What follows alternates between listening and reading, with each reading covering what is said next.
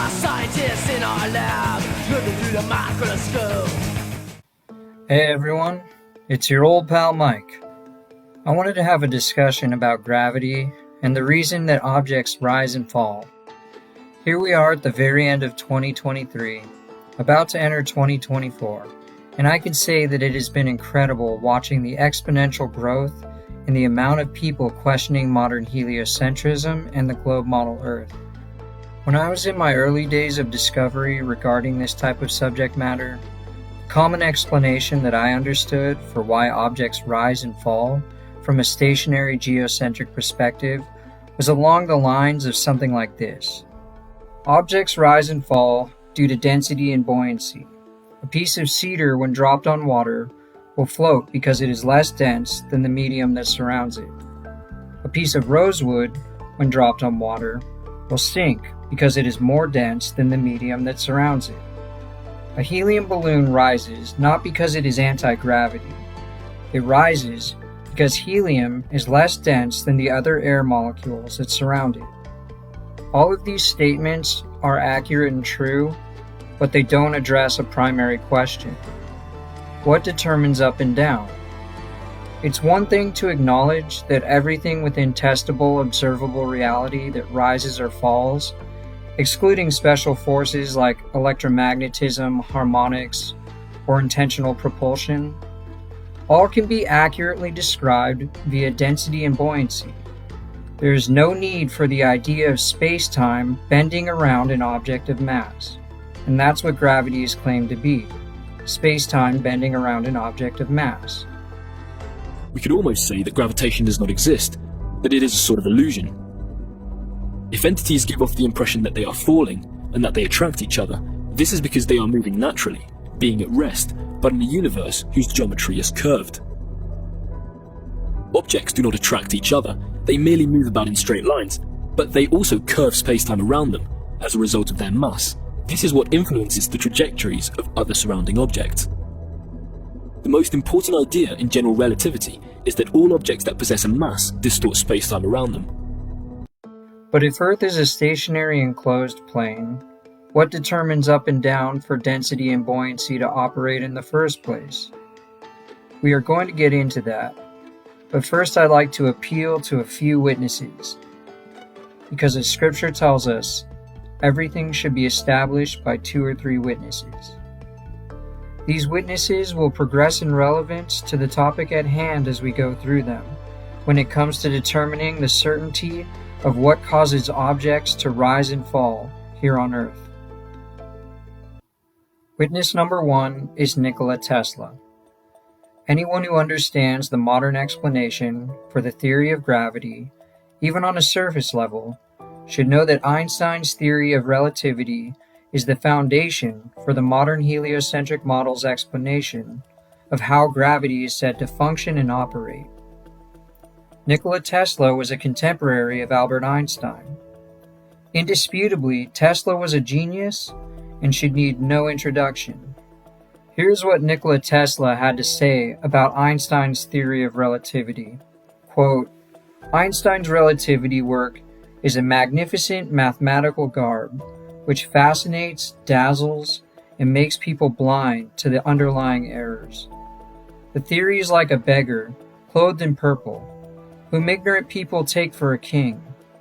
Its exponents are brilliant men, but they are metaphysicists rather than scientists." Basically, he said it's beautiful trash. Almost like brilliant sleight of hand. Now, please don't think I am saying Nikola Tesla was a geocentrist. I am simply appealing to a brilliant mind as witness against what is basically the foundation of modern theories on gravity, even in 2023. Witness number 2 is heliocentrist and astrophysicist Michio Kaku. I know not all heliocentrists agree with him on everything, but I think it's interesting to hear him acknowledge the level of uncertainty that exists within modern cosmology. There is a crisis in cosmology. Usually in science, if we're off by a factor of 2 or a factor of 10, we call that horrible. We say something's wrong with the theory. We're off by a factor of 10. However, in cosmology, we're off by a factor of 10 to the 120. That is 1 with 120 zeros after it. This is the largest mismatch between theory and experiment in the history of science. Witness 3 is perhaps the most important witness when it comes to this topic. This testimony was put out by Minute Physics and is extremely important because it openly presents the lack of certainty when it comes to measuring and quantifying this elusive force we call gravity. And we are also going to be making an additional observation from their presentation that is just as important, namely that electrical forces are far more measurable, demonstrable, and predictable than the theory of bendy space-time. What is gravity? I have no idea. Okay, next question. But when you start asking, like, what it is, I don't know. In an Einsteinian answer, we would say gravity is the curvature of space and time. And objects will follow the curvature of space-time, and we interpret that as a force of gravity. That's probably the best answer I can give to a what is gravity question. We are going to be pausing throughout their presentation for analyzation and exposition. Here we go. It's well known that gravity pulls two objects together with a force proportional to the mass of one times the mass of the other, divided by the square of the distance between them. This equation is called Newton's law of universal gravitation. It's taught to school children the world over, and it predicts the motions of the planets and moons and asteroids in our solar system with incredible precision. However, I'm pausing here real quick to point out that this witness that I'm using is actually on the side of heliocentrism. Also, the prior witness was as well. However, Newton's law of universal gravitation isn't actually a universal law. First, we know that when the gravitational force in question is really strong, Newton's law is just wrong. And second, we know that when the gravitational force in question is really weak, we don't know whether it's right or wrong because gravity gets too weak to measure. Did you hear that admission? Let's listen one more time for good measure. First, we know that when the gravitational force in question is really strong, Newton's law is just wrong. And second, we know that when the gravitational force in question is really weak, we don't know whether it's right or wrong because gravity gets too weak to measure. Only in between, like on the scale of the solar system, do we know that the law of gravitation reasonably applies. Okay. This is a statement that is very important to remember and should not be glossed over. He literally states that we only know the law of gravity reasonably applies on the scale of the solar system. That should be very concerning, considering basically every one of us have to take the values assigned to these celestial bodies by faith. We don't personally have a way of verifying the density and makeup of objects we have zero access to. Yet a heliocentric-based physics channel is openly acknowledging that only on the scale of the solar system can we be sure that the law of gravity applies. And not one of us can truly verify the properties of the celestial bodies in the first place. But we should just trust that even though the law of gravity can't be reasonably applied to objects that we can test and measure here on Earth, we should just trust that it applies on the scale of their heliocentric solar system. Okay, but if Newton's law of gravitation has been confirmed so accurately by the motions of planets and moons, how could it be wrong at a different scale? When the force of gravity is really strong, like near a black hole, gravity is better described by the mathematics of general relativity, and only when the forces in question get a bit weaker, for things farther apart or with less mass, does gravity start to match up with Newton's law of gravitation. But when you go even weaker, with objects even farther away or even less massive, we get to a point where we don't know whether Newton's law of gravitation applies anymore. And yet even many physicists appear to be ignorant about our ignorance about how gravity works when it's weak. Or at least they ignore ignore our ignorance. It's common to blindly apply negative GMM over r squared to decidedly non-astronomical objects, for which we haven't tested gravitational attraction very well at all. If you have two pieces of tape, you can calculate the gravitational force that they, in principle, exert on each other according to the law of universal gravitation, but it's far too ridiculously small for you to ever have the remotest chance of noticing any effect whatsoever, let alone actually checking that the attraction between them follows the law of universal gravitation as you move the bits of tape farther apart. In contrast, if you stick the two pieces of tape together and then pull them apart, they'll exchange some electric charge and then measurably attract each other, an electrical attraction which is 1,000,000 billion times stronger than the predicted gravitational attraction, and whose strength has allowed us to confirm Coulomb's law of electrical attraction to a very high degree of accuracy. I'm going to pause here because I feel like it's important to add an additional witness to help establish the fact that the electrical nature of our world is far more verifiable than the alleged gravitational nature of it. This is MIT professor and physicist Walter Lewin. Listen to his confirmation on the discrepancy that exists in potency and measurability when comparing these two forces. Notice that there is a clear parallel with gravity. Newton's law of gravity, that the force, which in that case is always attracting, gravity never repels, is the product of two masses. And then you have here the gravitational constant, and again you have the distance square. So there is an enormous parallel between the two. It's a great beauty that electricity acts in a way that is very parallel to the way that gravity works.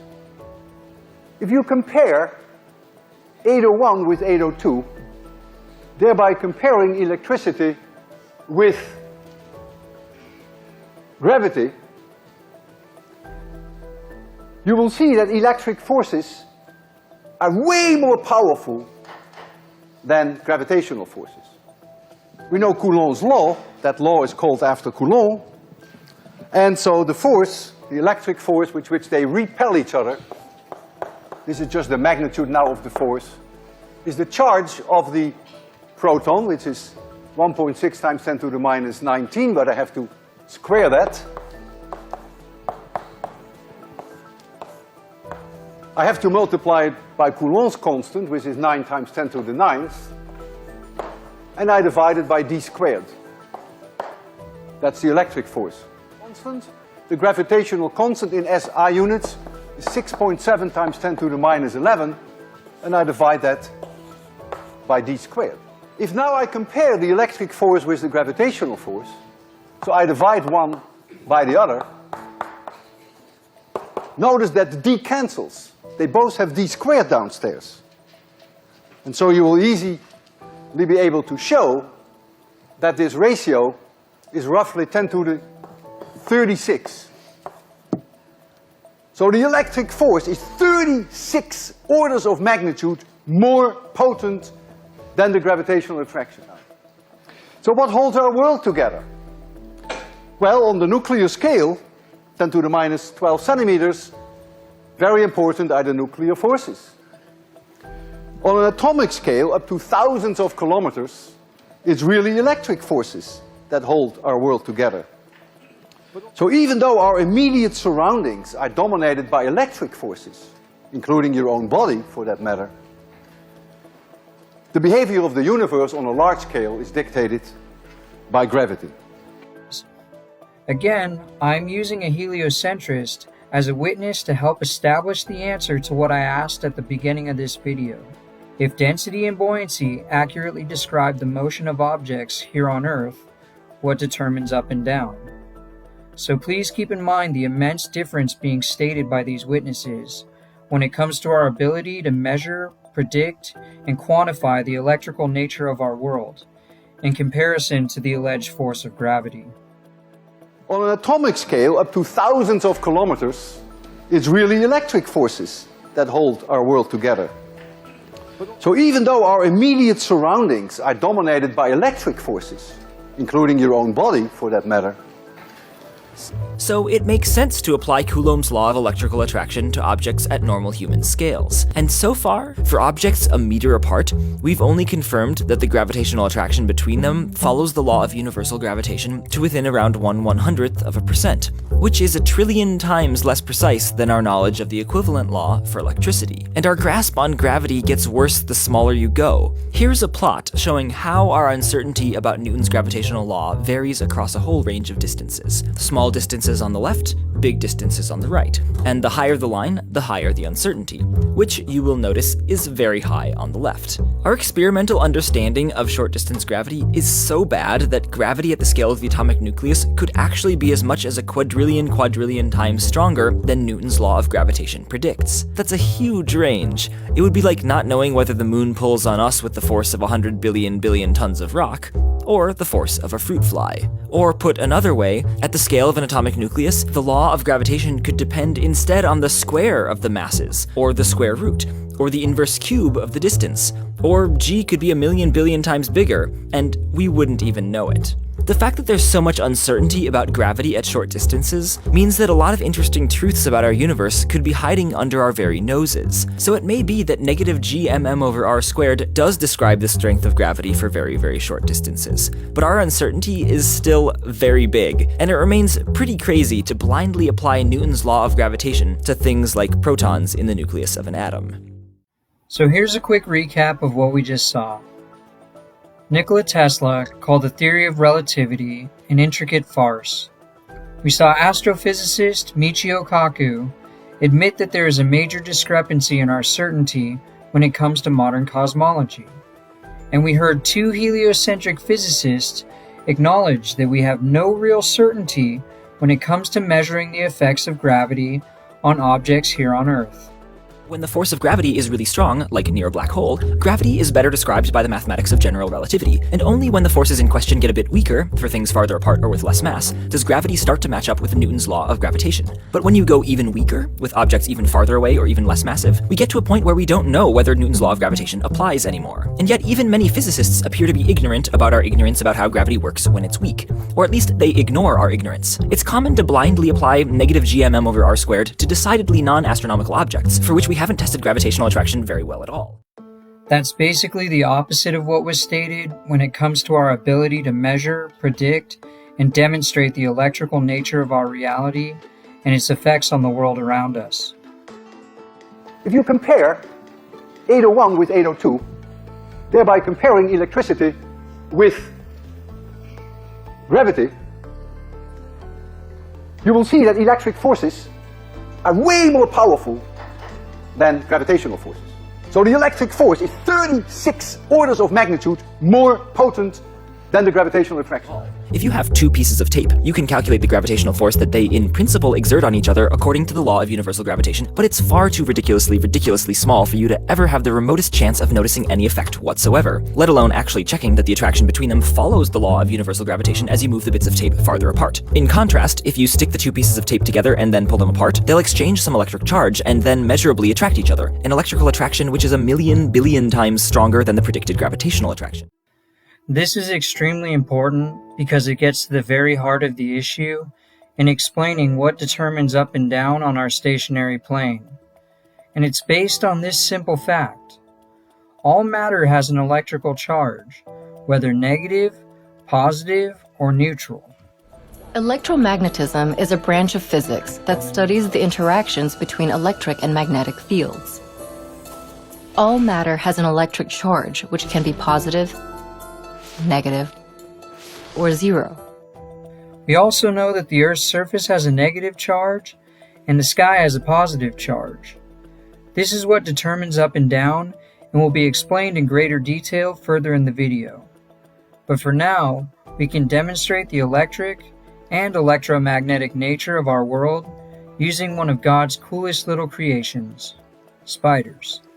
For a long time, scientists assumed that, like, kites, ballooning spiders can fly because their silken threads generate enough lift to ride currents of air. But according to a study published in Current Biology this week by researchers at the University of Bristol in the UK, they don't actually need a breeze at all. It turns out spiders can fly using the electricity in our atmosphere. They can reach altitudes of almost 5 kilometers and fly for hundreds of kilometers. Biologists have seen spiders ballooning when winds are almost imperceptible or even when it's raining. And the wind hypothesis doesn't explain how the spiders eject their silk so forcefully without the help of their legs, or how the strands maintain a fan-like shape without tangling. So the whole thing hinges around the fact that no matter what the weather is, there's a difference in electric charge between the ground and the sky that creates an electric field. So if the spider's silk picked up some of that static charge, those threads could be pushed by the electric field. Since like charges repel one another, the charge of the ground, or whatever the spider is standing on, would propel the silk out and up, and enough pushing could fling the spider into the sky. So they took ballooning spiders and placed them on a small cardboard pedestal in a special chamber designed to have no electric field or air movement. Then they induced electric fields of different magnitudes and watched what the spiders did. Even in the complete absence of wind, the spiders began to get into that rump-raising position that sets them up for ballooning. And with a strong enough field, they started to spin silk and even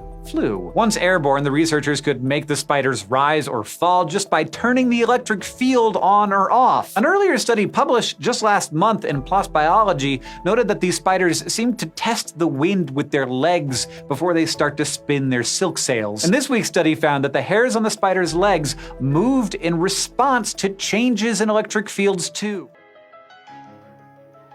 As you can see, these spiders aren't fighting off the effects of bending space-time. Space-time is a fun science fiction concept, but it has no grounding in the real world. These spiders aren't counteracting the effects of bending space-time. They are simply utilizing the electromagnetic nature of our world to float to their next destination. But it doesn't stop there. Look at how many animals utilize the electromagnetic nature of our world in their normal lives. While we humans rely on maps, GPS, and even the stars to find our way, these animals have evolved unique ways to sense this invisible force, allowing them to navigate with ease. Magnetoreception, the ability to sense the Earth's magnetic field, is the key to understanding how these creatures can pinpoint their location and direction. In various animals, researchers have discovered tiny magnetic particles called magnetite within their beaks, brains, and other tissues. These particles align themselves with the Earth's magnetic field, essentially providing the animal with a built-in compass. The humble pigeon, for instance, has magnetite crystals in its beak. These crystals help the bird detect changes in the magnetic field, enabling it to navigate the skies. But pigeons aren't the only creatures with this fantastic ability. Monarch butterflies, which undertake an epic migration from North America to Mexico each year, rely on magnetoreception too. In their antennae, they have a light-sensitive protein called cryptochrome, which is thought to help them detect the magnetic field. Taking to the seas, marine animals such as sharks and sea turtles also possess the ability to detect the Earth's magnetic field. They use this skill to navigate vast oceanic distances, returning to the same breeding and feeding grounds annually. Interestingly, studies on sea turtles have shown that hatchlings are sensitive to the inclination angle of the Earth's magnetic field, which helps them determine their latitude and guides them during their long migrations.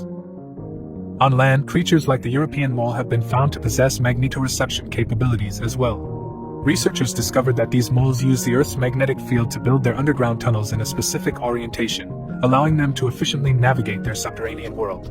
But how exactly do animals interpret this magnetic information? One intriguing hypothesis is that they can see the magnetic field as patterns of light and dark. This phenomenon, known as magnetovision, is believed to be used by animals like honeybees, which depend on the Earth's magnetic field to find their way back to the hive.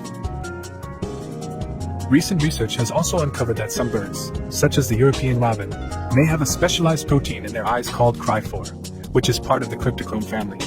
This protein is sensitive to blue light and is believed to help birds visualize the magnetic field, overlaying it on their normal vision, which aids them in their navigation. Another fascinating example can be found in the world of mammals, the spiny anteater or echidna. A study published in 2020 revealed that these egg-laying mammals have a magnetic sense, most likely located in their beak. Researchers found that when echidnas were exposed to a strong magnetic field, they changed their foraging behavior, indicating that they could sense the magnetic field and use it to navigate. And all of those were just demonstrations from nature. There are practically endless amounts of experiments demonstrating the effects of electromagnetism that a variety of people have put out over the decades. So the observation that our world is electromagnetic and that all matter is electric in nature is an undeniable fact of reality.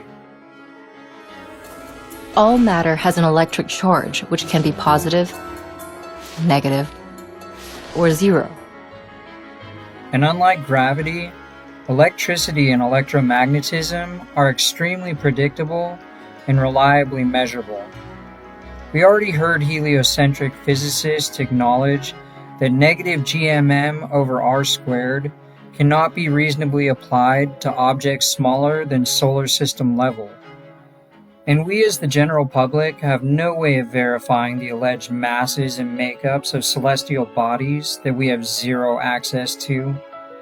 We have to accept by faith that the law of gravity works because we are told that the math works on a solar system size scale.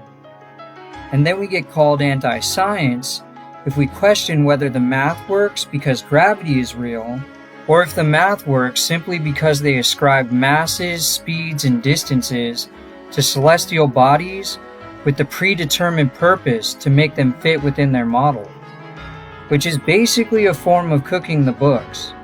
This is bolstered by the fact that they can claim that they alone have technologies able to verify that their math is correct, because they can access these distant worlds and send back samples and data.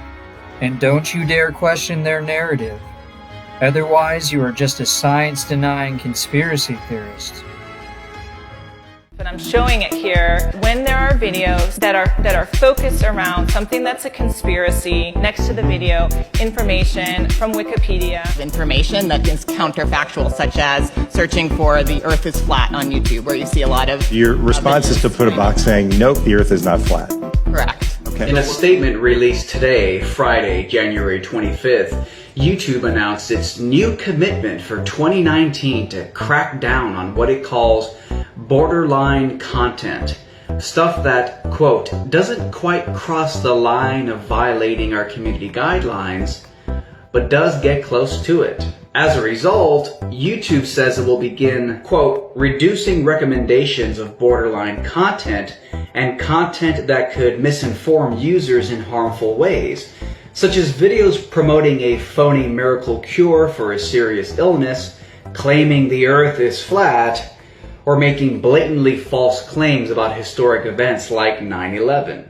We now know, thanks to the case Missouri versus Biden, that that's exactly what this administration, from the White House to the FBI to the State Department to the CDC to CISA, have all been meeting with the social media companies for years now, giving them direct commands about what to censor and take down, naming specific accounts and specific speech they want suppressed, threatening the social media platforms if they don't do it.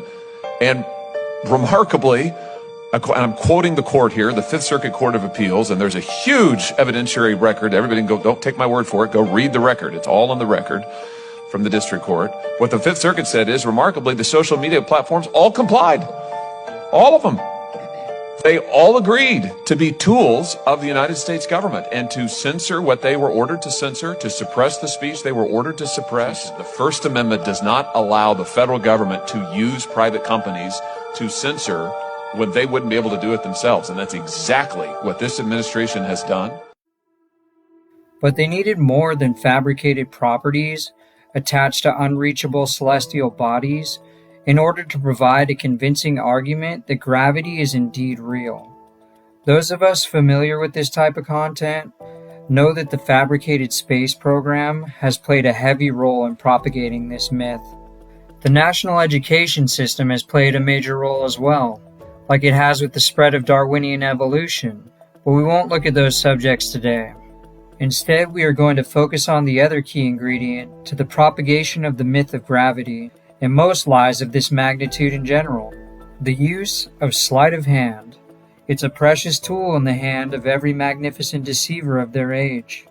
Kind of like when rulers of old would claim they were gods, or avatars of the gods because they could block out the sun with their powers, only to then schedule their so-called sun-blocking ceremony on the exact same timing that they knew an eclipse was occurring, unbeknownst to the general public, of course, but known to them due to the cosmological records handed down to them and kept private by a secretive hierarchy. I remember watching a video I rented from the library in my early 20s on DVD that talked about ancient Egyptian life. It mentioned in some detail that the priests and pharaohs knowingly pulled scams exactly like this on the people, also purposely teaching them one idea of cosmology and the gods, while they themselves privately held to a completely different understanding and cosmological perspective. I'm not saying history tends to repeat itself, but you tell me what you think after these examples. Now, of course, you do have some not-so-magnificent child-level displays, like of these people rolling balls around on stretched-out canvases to show you that bendy space-time is real. Seriously, though, go watch some experiments on electromagnetism, harmonics, or cymatics, and see the difference in how these forces are measured and demonstrated in comparison to these poor people trying to do their best to make sense of a nonsensical model that they were handed as truth. Wee, bendy space-time. But the pros do it a bit better than that. They really try and up their sleight of hand game. This example is an absolute favorite of heliocentrists when proclaiming that gravity is real.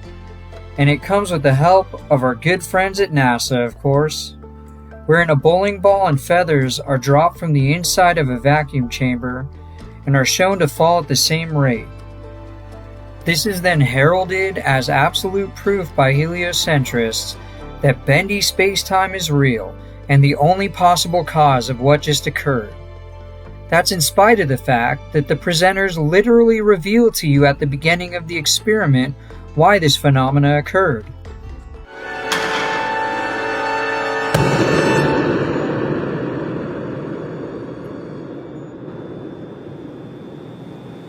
Now in this case, the feathers fell to the ground at a slower rate than the bowling ball because of air resistance.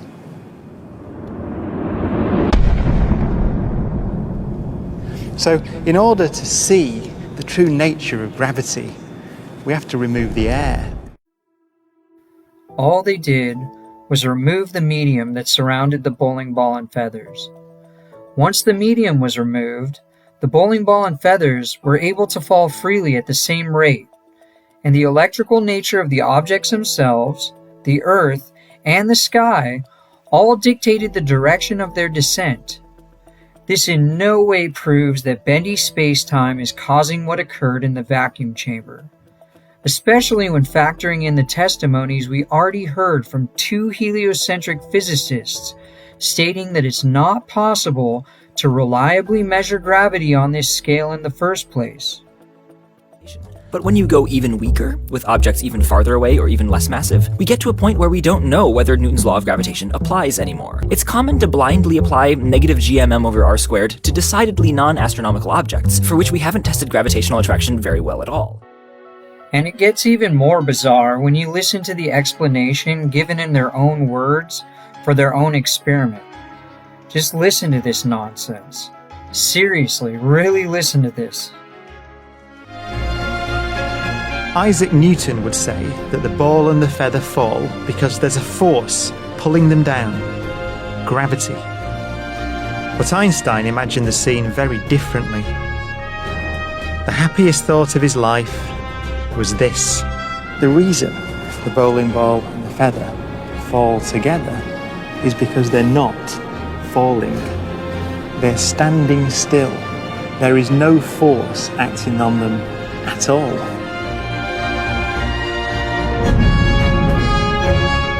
He reasoned that if you couldn't see the background, there'd be no way of knowing that the ball and the feathers were being accelerated towards the Earth.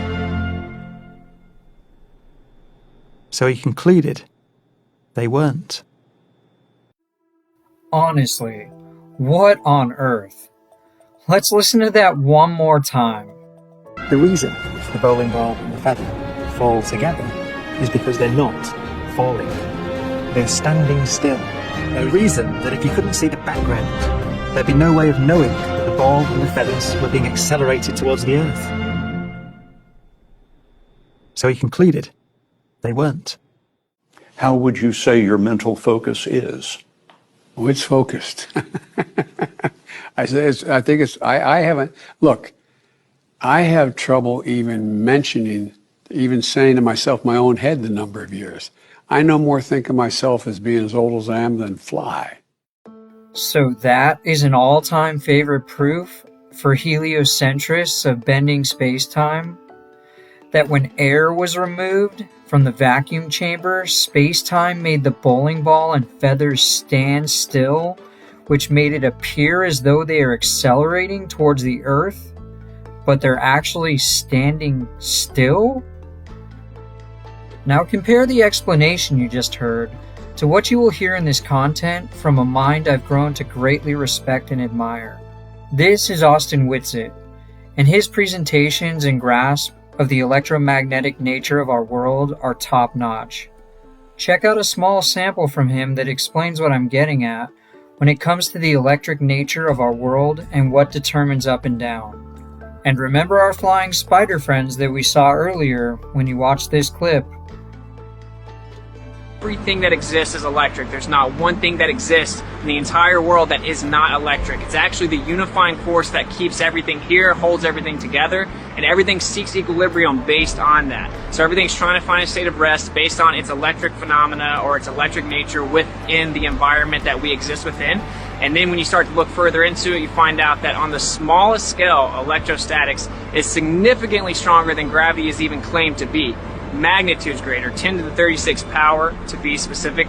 So everything, simply put, everything that exists is electric. Everything that is falling to the ground or not falling to the ground is seeking equilibrium based on electrostatics. We can actually test this. We can use something called a corona motor, and whenever we manipulate electrostatics, we can make things levitate. We can make things go up or down, and we can actually change how fast they go down. We can also manipulate the weight of an object simply by manipulating electrostatics. And of course, that's how science actually works, is you do an experiment that shows you what the cause of the effect is, and you can manipulate electrostatics and cause the effect of downward acceleration, commonly referred to as gravity. Of course, I've never seen a test that manipulates space-time, and you will never see that. It doesn't exist. Everyone thinks that the reason things fall is because of gravity, but actually everything that exists is electrostatic. So whenever things go to the ground, they're seeking equilibrium, so they go find their balance on the ground where their charge disperses or spreads out in through the ground. So we have positive charge in the air, we have negative charge on the surface of the earth or on the ground, which is why it's called grounding, and then we introduced positive charge and then it went back down to the ground to seek equilibrium. This shows that that's actually what objects do when they fall to the ground. They go to the ground because of the electric forces and they seek equilibrium on the earth. I think it's important that we take the opportunity one last time to contrast the presentation we just heard with the laughable explanation given by heliocentrists offering an alleged proof of gravity. The reason the bowling ball and the feather fall together is because they're not falling. They're standing still. There is no force acting on them at all.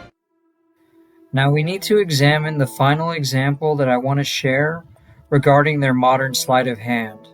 Heliocentrists love to tell you that they can detect gravitational waves from massive facilities designed explicitly to do so. Facilities like LIGO, which is funded by a branch of the United States federal government called the NSF, standing for National Science Foundation. They are a counterpart to the National Institute of Health, or NIH, which should give you a little indication on their level of integrity. And remember, anything funded by the US government just means they took money from the American taxpayers.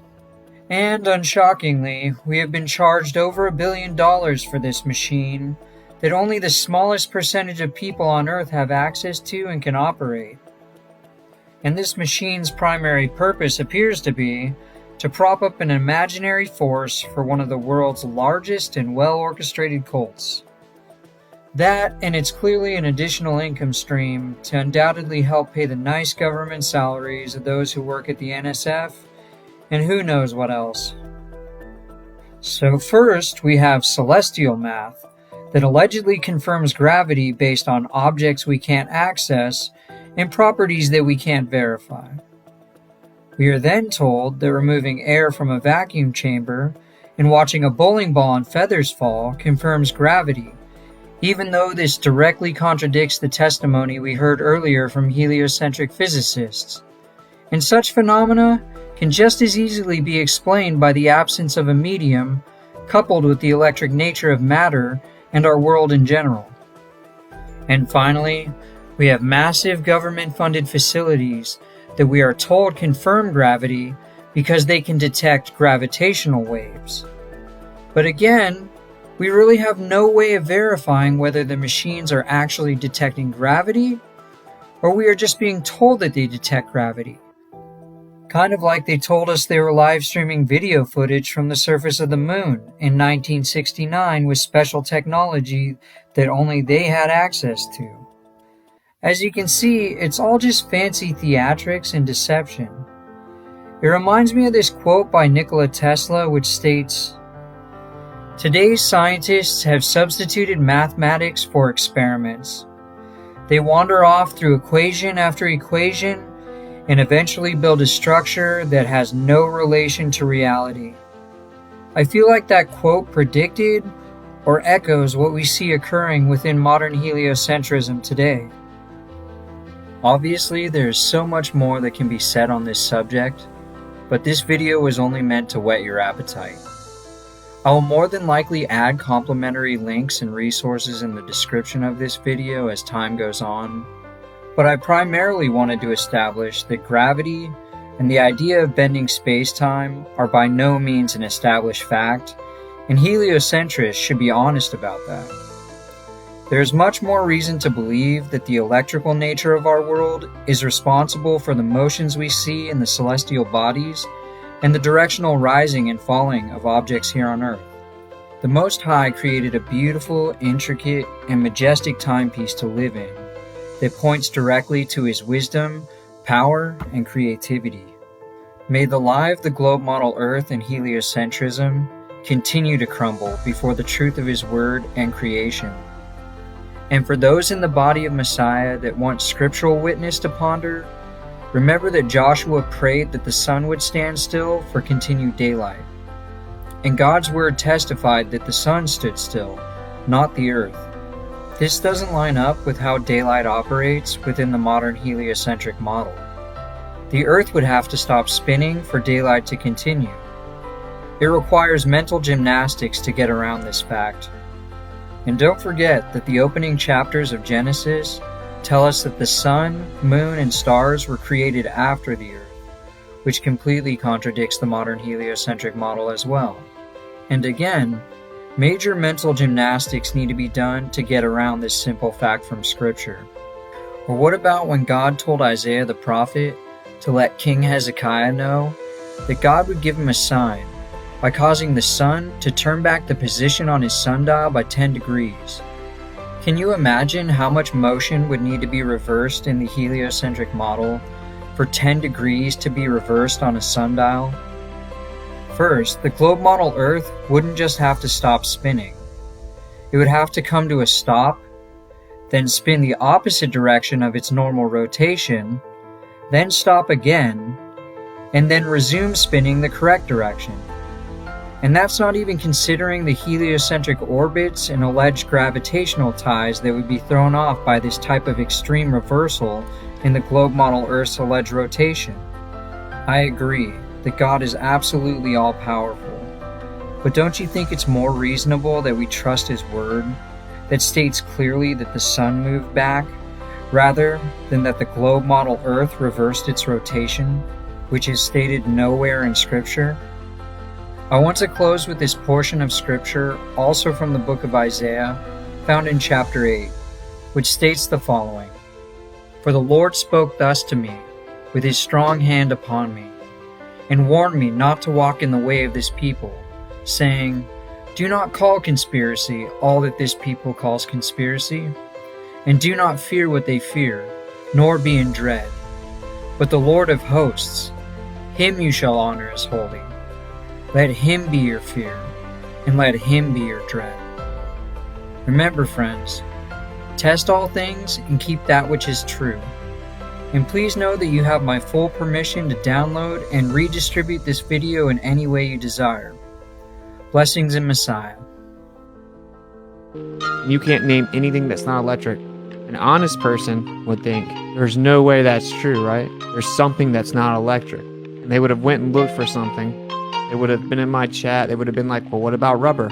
What about glass? They would have started asking about insulators. They would have figured out something's not electric. But there's nothing that isn't electric. Okay? Everything that exists is electrostatic. That means dielectric. Okay, so it's electric. Your body's electric, your hair is electric, your eyes are electric, your nose is electric, my beard's electric, everything's electric. This wall's electric, those lights are electric, those doors are electric, this carpet's electric, literally everything. Rubber on your car tires, electric. A Faraday cage, dun dun dun, electric. Faraday cage does not attain zero. Faraday cage itself is electric. Everything that exists, you ground something, it's electric.